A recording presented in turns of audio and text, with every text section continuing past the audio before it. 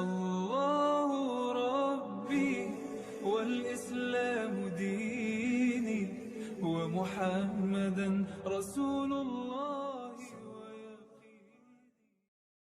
10 menit, tolong jangan dipotong ya. Host bisa kasih saya di layar besar biar kita buka dalil aja ya. Bisa bantu nggak host? Topiknya jangan kemana-mana ya Mas Ad.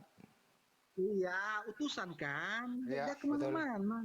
Menuju kepada Yohanes 17 ayat 3 kan. Nah, jadi bentar sebelum saya baca ayat, saya disclaimer sebentar. Kenapa sampai saya mengambil kitab perjanjian lama? Karena dalam Lukas 24 ayat 44, Yesus ketika bangkit dia berkata, bahwa telah kukatakan kepadamu sebelumnya, bahwa semua yang tertulis tentang aku dalam Taurat Musa, dalam kitab para nabi, dan kitab Mazmur harus digenapi. Jadi memang ada nubuatannya. Nah, kita bahas soal utusan. Kejadian 19 ayat 24. Ini Musa yang menulis, tulisan Musa. Kemudian Tuhan menurunkan hujan belerang dan api atas Sodom dan Gomora berasal dari Tuhan dari langit. Narasi Musa di sini jelas Tuhan sedang bersama-sama dengan Abraham di bumi, tetapi hujan, api dan belerang itu diturunkan melalui Tuhan yang dari langit. Nah, Nabi Amos pun mengutip kitab kita kejadian yang sama dalam Amos 4. Bentar saya buka ya, dikasih waktu dulu. Nah, Amos 4. Nah, biar semua paham nih apa makna utusan. Amos 4 ayatnya yang ke-11. Bunyinya begini. Aku telah menjungkir balikan kota-kota di antara kamu seperti Allah. Menjungkir balikan Sodom dan Gomora. Nah, kalimat terakhir aja. Demikianlah firman Tuhan. Kenapa Tuhan mengatakan, Tuhan kan harusnya begini. Demikianlah aku telah menjungkir balikan kota-kota di antara kamu seperti aku menjungkir balikan Sodom dan Gomora. Tetapi narasinya kan tidak. Seperti Allah menjungkir balikan Sodom dan Gomora. Nah, tadi kan di dalam penghancuran Sodom dan Gomora jelas Tuhan di bumi menurunkan hujan api melalui Tuhan yang dari langit. Ini maksudnya apa nih biar kita paham utusan. Saya buka ayat. Kitab 1 Samuel. Bentar ya. Kitab 1 Samuel. Mana lagi nih Samuel? Bentar. Logi kemana-mana cocokmologi.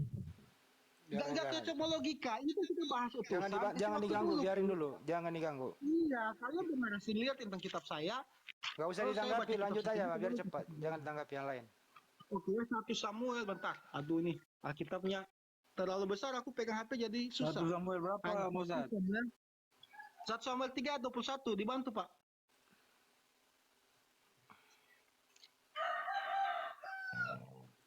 Ini topiknya ini. Dan Tuhan Yesus selanjutnya menampakkan diri di Silo, sebab ia menyatakan diri di Silo kepada Samuel dengan perantaraan firman-Nya.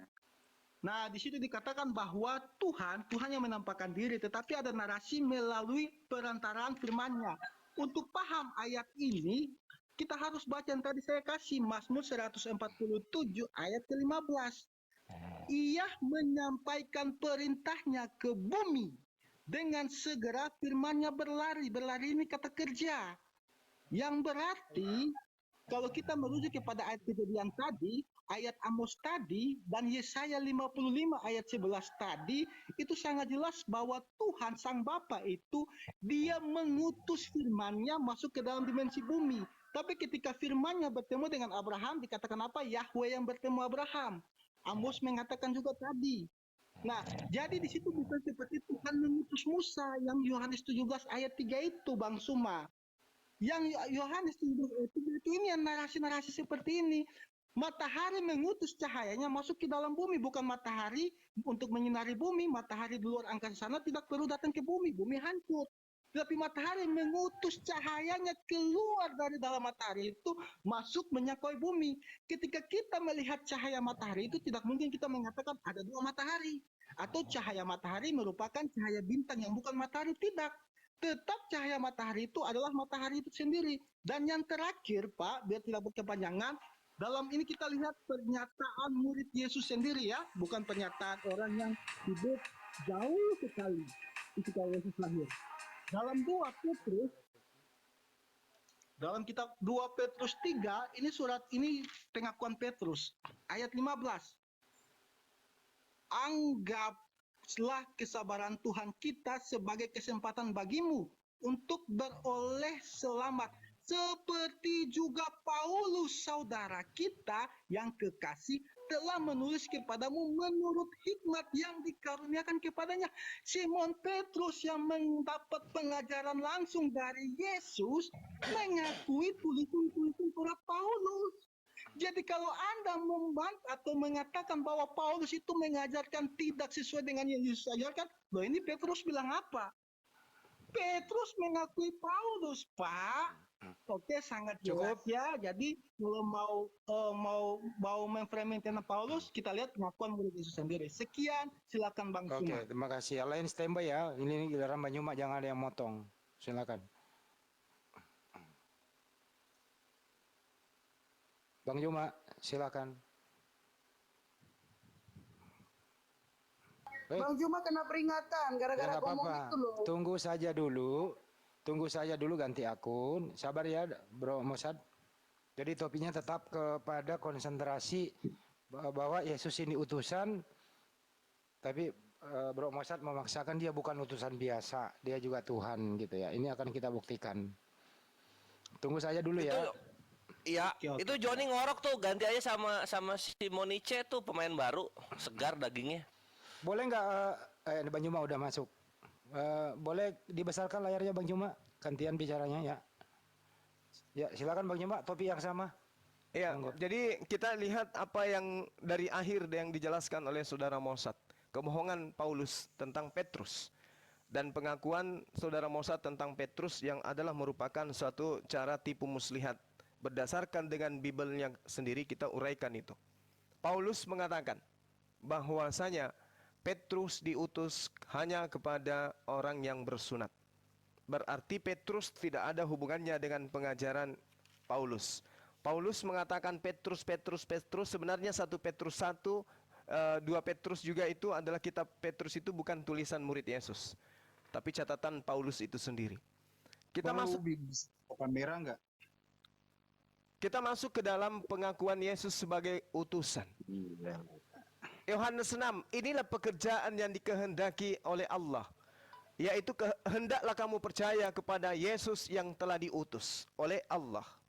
Yesus mengaku dia diutus oleh Allah. Yohanes 6 nomor 57, sama seperti Bapa hidup mengutus aku dan aku hidup oleh Bapa. Jadi Yesus itu hidup oleh Bapa. Yesus kalau tidak dihidupi mati dia, karena dia manusia. Yohanes 5 nomor 26, sama seperti Bapa memiliki hidupnya sendiri, demikian juga Yesus diberikan hidup dalam dirinya sendiri. Jadi Bapa hidup sendiri-sendiri, Yesus juga hidup sendiri-sendiri. Sebagai utusan, Yesus itu jelas bukan Tuhan. Nah, lalu kemudian pengakuan Yesus sangat jelas sekali. Di dalam Yohanes 17 nomor 8, mereka percaya bahwa engkau telah mengutus aku. Mereka di sini adalah Bani Israel. Sedangkan Kristen ini bukan Bani Israel. Mereka yang bukan Bani Israel mengatakan Yesus itu adalah utusan yang mengutus dirinya sendiri. Padahal data di dalam kitabnya orang Kristen itu sendiri, damai sejahtera bagi kamu sama seperti Bapa mengutus aku. Sama seperti Bapa mengutus aku, demikian juga sekarang aku mengutus kamu. Apakah Yesus yang mengutus murid sama seperti Yesus? Murid-murid yang diutus oleh Yesus adalah Yesus? Tentu beda. Maka demikian ketika Bapa mengutus Yesus, apakah sama antara Bapa yang mengutus Yesus? Tentu tidak sama. Kalau sama, berarti murid-murid yang diutus Yesus juga adalah Yesus. Hanya orang gila yang mau mempercayai bahwa murid yang diutus Yesus adalah Yesus. Yohanes 20 nomor 21. Damai sejahtera bagi kamu. Shalom alaihim. Islam untuk kalian. Sama seperti Bapa mengutus aku, demikian juga sekarang aku mengutus kamu. Kalau Yesus diutus Bapa sama dengan Bapa adalah Yesus, maka Yesus mengutus muridnya sama dengan murid adalah Yesus. Logika miring yang bisa mengimani itu. Jelas, ketika hidup kekal itu adalah mengenal Yesus Kristus yang engkau utus, maka tidak boleh ada embel-embel. Yesus itu adalah Tuhan itu sendiri. Gak boleh. Kenapa? Karena syarat untuk mendapatkan hidup kekal menurut Yesus adalah mempercayai satu-satunya Tuhan saja, yaitu yang telah mengutus Yesus.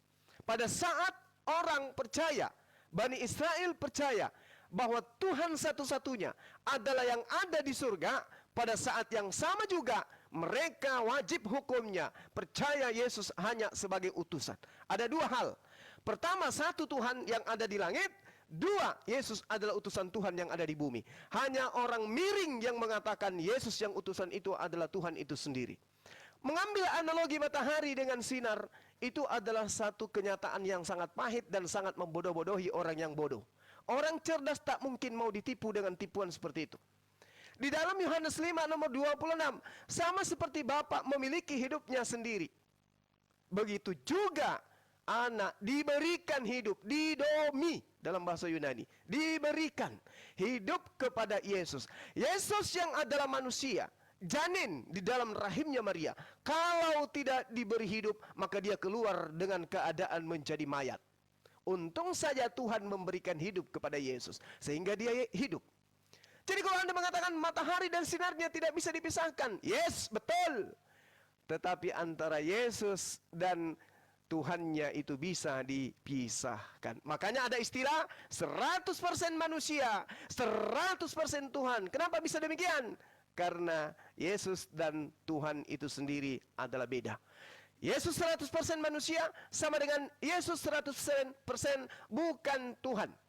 Tuhan 100% Tuhan sama dengan dan 100% manusia sama dengan Tuhan 100% Tuhan dan 100% bukan manusia. Itulah bukti bahwa Yesus dan Tuhan tidak sama seperti matahari dan cahaya. Anda analoginya toples, gak nyambung. Lalu kemudian ketika Anda mengatakan di dalam pengajaran saudara bahwa Yesus itu adalah utusan dengan mengambil kitabnya orang Yahudi dan seterusnya. Yohanes 7 saya terangkan kepada saudara. Waktu Yesus mengajar di bait Allah, ia berseru. Ini tidak mengajar di gereja, tapi di bait Allah. Ya, di Betel, tempat kudus. Tidak boleh orang tidak bersunat masuk, tidak boleh orang yang makan babi masuk. Yesus berseru, memang aku kamu kenal, dan kamu tahu dari mana asalku. Namun aku datang bukan atas kehendakku sendiri, tetapi aku diutus oleh Dia yang benar, yang tidak kamu kenal. Kalau Anda sehat, mohon maaf sekali lagi, kalau Anda sehat, otak Anda itu netral, logika Anda itu berfungsi, data Yohanes 7:28-29 ini harusnya membuat Anda menjadi waras. Waktu Yesus mengajar di bait Tuhan, Yesus berseru, memang aku Yesus kamu kenal. Memang aku Yesus kamu kenal. Kamu tahu dari mana aku berasal. Namun aku datang bukan atas kehendakku sendiri, tetapi aku diutus oleh Dia yang benar, yang tidak kamu kenal. Memang kamu mengenal aku, tetapi Dia yang mengutus aku tidak kamu kenal. Oke? Kalau Anda punya IQ yang tinggi, Anda sudah nangkap pernyataan Yesus ini. Memang kau kenal aku Yesus, tapi kamu tidak kenal Dia yang telah mengutus aku. Aku kenal Dia sebab aku datang dari Dia, dan Dialah yang mengutus aku. Kalau Anda tidak toples, Anda paham pengakuan Yesus ini. Kamu mengenal aku Yesus, betul. Tapi Dia hakikat yang mengutus aku tidak kamu kenal. Berarti aku dan yang mengutus aku tidak sama. Kamu mengenal aku, kamu tidak mengenal Dia yang telah mengutus aku. Coba Anda renungkan. Sekali lagi saya minta Anda yang baca. Yohanes 7:28-29. Baca, cak baca, caca baca, supaya Anda bisa berfungsi otaknya. Demikian, silakan. Lama Nambahin dikit dong. Oh, mau tambahin? Silakan. Boleh nggak? Oke. Saya lihat Bang Mosyad ini lari ke sana kemari untuk mencocokologikan antara perjanjian lama dan Yesus. Padahal apapun yang Anda katakan, dalil-dalil yang Anda keluarkan, itu dipatahkan oleh Yesus sendiri di dalam Yohanes 13 ayat 16. Seorang utusan tidak sama dengan yang mengutus. Seorang hamba tidak lebih tinggi dari tuannya. Sebenarnya kalau Anda paham ayat ini sudah cukup. Ya untuk mengimani Yesus sebagai utusan tok, tanpa embel-embel, tanpa buntut.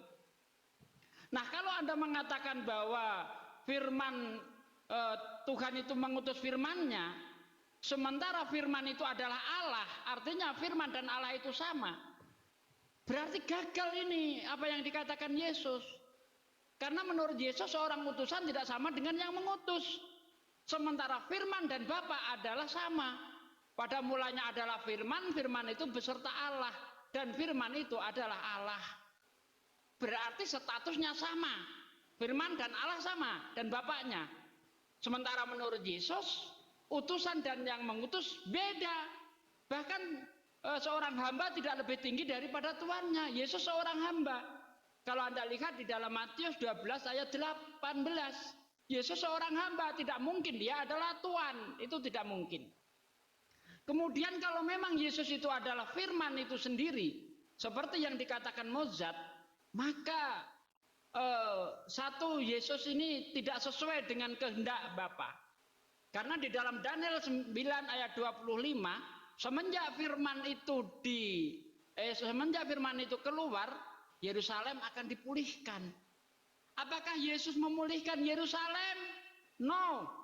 Apalagi kalau Anda lihat tadi di dalam Yesaya 53 ayat 11. Dia akan berhasil. Faktanya Yesus nggak berhasil. Dalam visi misinya ke bangsa Israel, justru dia yang babak belur. Itu fakta. Ya, kemudian yang bantahan ke satu lagi bahwa kalau memang Yesus itu adalah firman itu sendiri, firman yang sudah menjadi manusia, bagaimana mungkin Yesus masih menerima firman?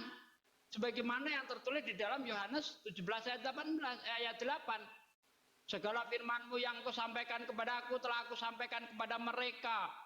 Mereka menerimanya, mereka tahu betul bahwa Engkau yang telah mengutus aku. Kemudian kalau di ayat 14-nya, firman-Mu telah Aku sampaikan kepada mereka dan mereka menerima. Dunia membencinya karena mereka bukan dari dunia, sama seperti Aku bukan dari dunia. Jadi menurut Yesus sendiri sudah jelas bahwa utusan dan yang mengutus beda. Iya, paham. Oke, lanjut. Minta Besarin tuh, besarin, dia minta dibesarin. Kita harus adil loh. Kita harus adil, dia minta dibesarkan, besarkan bos. Biar netizen yang menilai lah. Mozart juga kalau kita masuk di room dia adil kok orangnya. Kita harus adil teman-teman. Silakan bro. Oke ya, jadi Bang Suma, narasi-narasi Bang Suma katakan tadi itu kalau untuk bidat Kristen. Bapak mengutus dirinya sendiri. Nah itu untuk bidat Kristen. Dari tadi saya tidak ada mengatakan Bapak mengutus dirinya sendiri untuk narasi-narasi Bang Suma. Karena memang itu adalah penyesatan. Di dalam Alkitab tidak ada tertulis Bapak mengutus dirinya sendiri. Begini teman-teman ya, di dalam Alkitab kita mengenal yang namanya Sang Pencipta atau Bapa. Bapa ini dia gimana? Dia transenden. Ya, dia transenden. Transenden itu itu gimana? Tidak bisa dilihat, tidak bisa dilihat, tidak bisa dijangkau, tidak bisa dijangkau.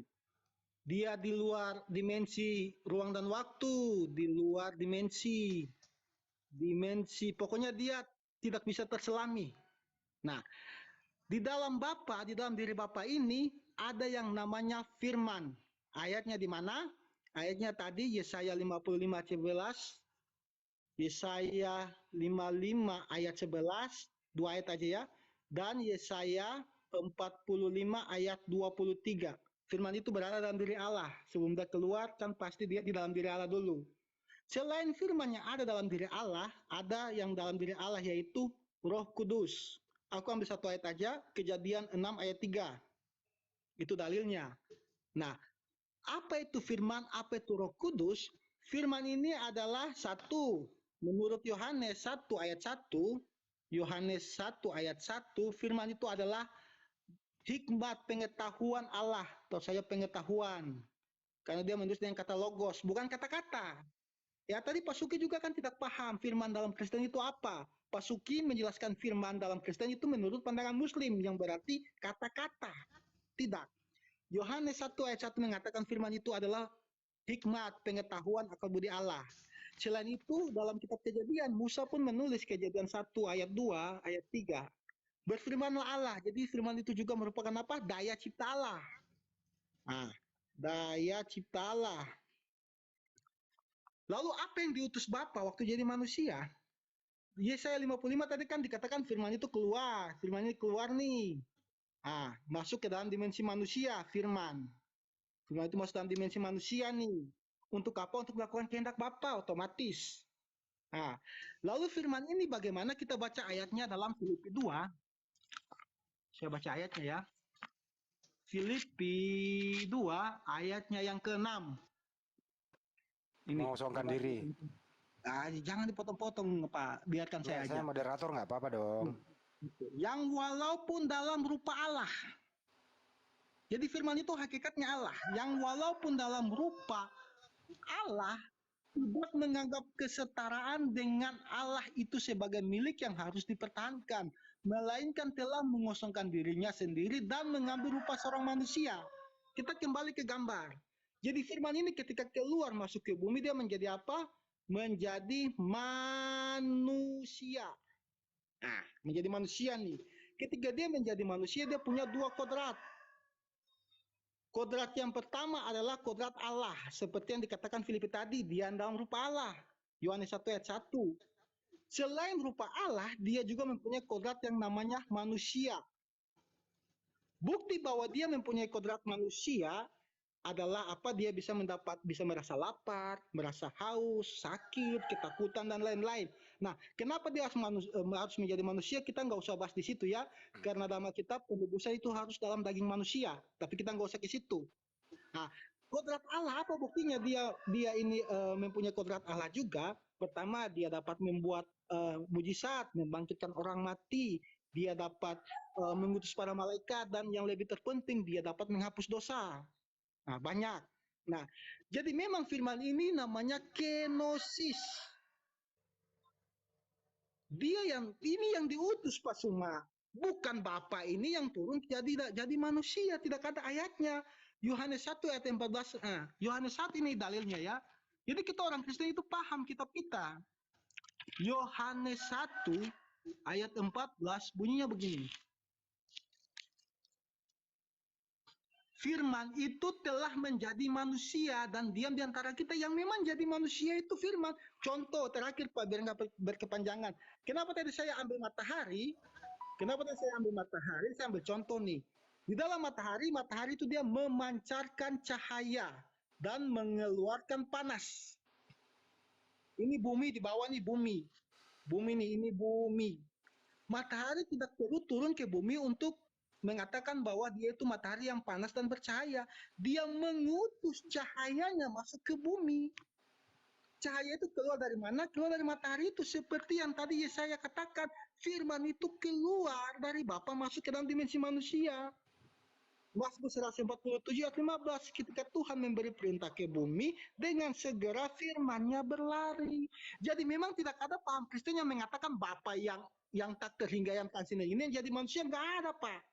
Makanya dalam Yohanes 1 ayat 18, ini yang terakhir ya, Yohanes 1 ayat 18, Yesus berkata begini, tidak ada seorang pun yang pernah melihat Allah, tetapi anak tunggal Allah yang ada di pangkuan Bapa, dialah yang menyatakannya.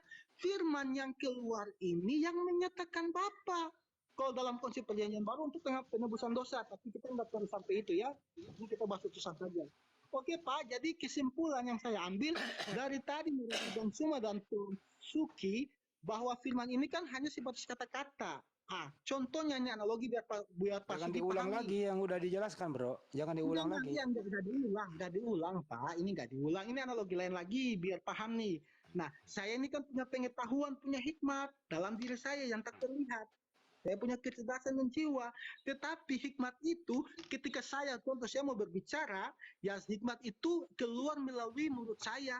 Menjadi sesuatu yang diejawantahkan. Itulah kata-kata, itu remata. Diartikan firman juga. Tetapi Yesus bukan hanya sebatas remata itu. Seperti itu yang saya mau kasih paham. Oke, jelas ya. Jadi Bapa mengutus firman seperti matahari mengutus cahayanya. Tidak bisa dipisahkan. Cukup ya. Oke, silakan. Itu jangan dikeluarin ininya, gambarnya taruh aja. Mau dibahas Bang Juma itu. buka aja capnya. Nah, itu. Silakan Bang Juma. Ya. Gantian dia, ya. Wah, turunnya juga, euy. Yang lain ini yang lain. Tolong teman-teman netizen menilai dengan baik ya. Nih, Bang Juma udah mulai nulis nih. Iya, iya. Oke. Suaranya nggak keluar Bang Juma. Ini Allah. Ini dimensi ilahi. Apa aja yang bersama dengan Allah di sini? Allah. Apa tadi? Satu, Firman. firman. Ini apa ini firman? Firman ini apa? Firman ini apa? Firman bagi Allah ini apa? Konfirmasi aja firman itu siapa? Ayo Mosad, jawab. Firman ini apa bagi Allah pada saat di sini? Pengetahuan alam. Ini dimensi makhluk. Ini dimensi makhluk. Ini dimensi Tuhan. Ini Tuhan. Firman di sini sudah ada di sini firman. Ada. Oke. Firman dengan Allah ini Allah firman Allah itu satu. Bisa dibedakan, tak bisa dipisahkan. Bagaimana ceritanya di dimensi ketuhanan ada sesuatu yang berbeda? Ada berapa Tuhan di sini? Ya, Ada berapa? dijelaskan dulu Pak. Nanti saya tanggapi. Dijelaskan aja Pak. Supaya Anda paham. Ini Allah, Allah ini Bapa ya. Ini Allah Bapa ini. Atau Bapa dengan Allah beda? Saya kan tadi sudah jelaskan Enggak. Bapak dalam diri. Coba nanti kita akan urai. Ini Allah sama dengan Bapa. Ini firman. Ini apa ini firman ini di sini? Ini apa ini? Apa Firman ini dia? itu kan pengetahuan Allah. Oke, hikmat pengetahuan. Allah. Apa Berarti kita tidak usah. Berarti kita tidak usah ada Allah, tidak usah ada firman. Karena Allah itu Maha mengetahui. Ini satu hakikat. Ini baru betul. Oke, paham di situ? Apalagi yang Anda ingin sampaikan di sini? Roh. Roh juga. Tulis lagi roh. Apakah antara Roh Kudus dengan Allah ini beda? Bisa dikonfirmasi Mas Ad, jawab aja. Ini roh dengan Allah ini beda. Roh Kudus dan Allah kan beda, Pak. Beda. Berarti ada di dimensi ketuhanan ini ada berapa di sini? Ada berapa Tuhan di sini? Ada berapa kekuatan? Ada berapa entitas? Ada berapa pribadi di dimensi ketuhanan? Oke, saya jawab ya. Matahari punya cahaya dan hawa panas yang bisa dibedakan. Tinggal dijawab apakah ada aja tiga berapa dimensi. Ini matahari itu bias. Sekarang di sini yang kita tanya di sini nih. Ini ada berapa entitas, ada berapa pribadi di sini di dimensi ketuhanan? Ini dulu Anda selesaikan dulu supaya Anda paham tentang satu Tuhan itu satu. Hidup kekal itu adalah mereka mengenal Engkau satu-satunya Tuhan. Ini di mana ini? Semua begini, Pak. Ya, begini. Artinya begini tuh. Di dalam iman kekristenan Tuhan itu kalau Tuhan itu bukan batu lalu dalam dirinya ya batu doang. Tadi kan udah saya jelaskan. Dalam diri Bapa itu ada firman. Saya ingin menggabungkan ini. Saya ingin menggabungkan antara roh ini dengan Allah. Berarti Allah ini maha hidup. Betul? Betul. Jadi nggak perlu dipisahkan dengan Roh Kudus. Karena nanti ketika dia keluar, roh ini akan menjadi makhluk. Sesuatu yang keluar dari dimensi ketuhanan, makhluk. Percaya Anda? Kan dulu Pak, baru saya tanggapi aja Pak. Nggak, saya tanya dulu. Sesuatu yang keluar dari sini, turun ke sini, itu jadinya makhluk atau masih Tuhan? Tadi penjelasan saya melalui dua kodrat Allah mungkin Yesus mungkin pas. Nah, inilah yang memisahkan kita. Inilah yang memisahkan kita. Ketika kalam ini berfirman, keluar jatuh dari keilahian, dia masih Tuhan. Itu Anda. Kalau kami tidak. Yesus juga tidak. Ketika Yesus keluar dari Allah, Allah berkalam, dia punya sifat. Sifatnya ini berfirman berkata. Begitu dia berkata, wahai Gabriel, antarkan keinginanku kepada Maria agar dia melahirkan seorang manusia bernama Yesus. Keluarlah firman itu diantar oleh Gabriel. Sampai ke bumi. Ketika sampai ke bumi, dia adalah makhluk. Ini tulisan dokter ini, Pak. Kemudian yang menyampaikan firman ini yang terlontar ini, Pak, namanya firman. Firman ini berasal dari kehendak. Yang maha berkehendak adalah Allah. Ketika Allah mengatakan kehendaknya keluar dari mulutnya, aku menginginkan wanita yang ada di bumi itu melahirkan seorang manusia. Maka yang keluar dari Allah itu bukan Allah.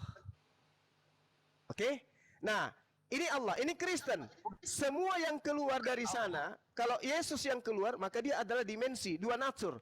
Pertama, sisi keilahian. Yang kedua, sisi kemanusiaan. Sisi keilahian dia bermujizat.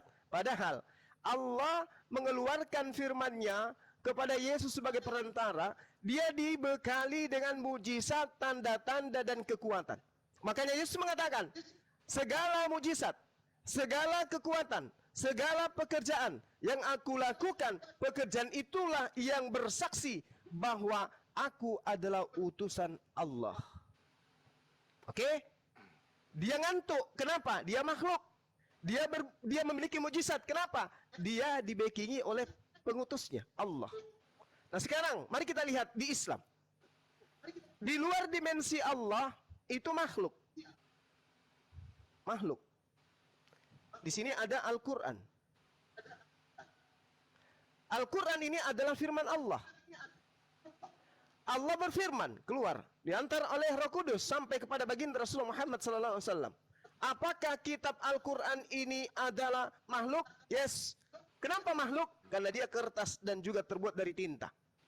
Dari mana dia datang? Dari kehendak Allah, dari kalam Allah. Apakah kalam ini ciptaan? Bukan. Kenapa? Karena dia adalah kehendak yang melekat pada diri Allah, kalam nafsi. Ketika dia keluar menjadi Quran, maka dia makhluk. Yesus ketika dia keluar, maka dia makhluk. Umat Islam tidak ada yang menyembah makhluk yang berasal dari kehendak Allah. Kristen menyembah makhluk yang berasal dari kehendak Allah. Yesus yang adalah daging dituhankan karena berasal dari kehendak Allah. Islam tidak menyembah Al-Quran karena berasal dari kehendak Allah. Semua yang keluar dari Allah, meskipun itu adalah kalam nafsi, begitu dia keluar jatuhnya di dimensi makhluk. Inilah yang membedakan antara kita, antara Islam dengan Kristen. Ini Al-Quran, kalam. Kalam ini adalah kehendak. Kalam ini adalah sifat. Al-Quran ini datang tidak atas kehendaknya sendiri. Yesus datang bukan atas kehendaknya sendiri. Al-Quran tidak dapat berbuat apa-apa dari dirinya sendiri. Yesus tidak dapat berbuat apa-apa dari dirinya sendiri. Al-Quran tidak mampu berkata-kata dari dirinya sendiri. Yesus tidak mampu berbuat apa-apa berkata-kata dari dirinya sendiri. Al-Quran dan Yesus adalah sama-sama makhluk berasal dari kalam. Kenapa ini bisa menjadi Tuhan? Karena pengaruh Romawi, Yunani. Ini. Sehingga dia bisa menjadi Tuhan. Yesus yang keluar dari alam apa? Mati. Untuk bangkit menjadi Tuhan. Oke? Padahal yang sebenarnya adalah aku datang bukan atas kehendakku sendiri. Aku bersaksi bukan dari diriku sendiri. Aku berkata bukan dari diriku sendiri. Aku bermukjizat bukan dari diriku sendiri. Berarti Yesus hanya dimensi makhluk. Bagaimana dia bisa menjadi Tuhan?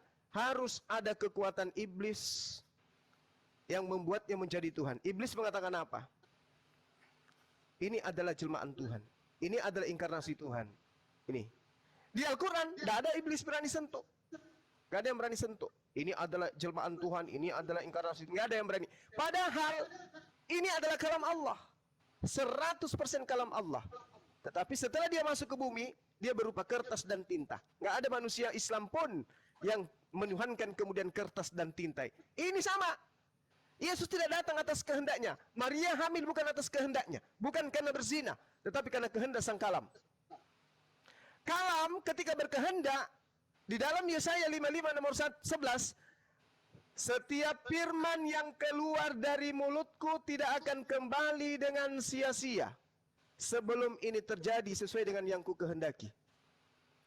Firman keluar dari mulut Tuhan. Di sini ada matahari.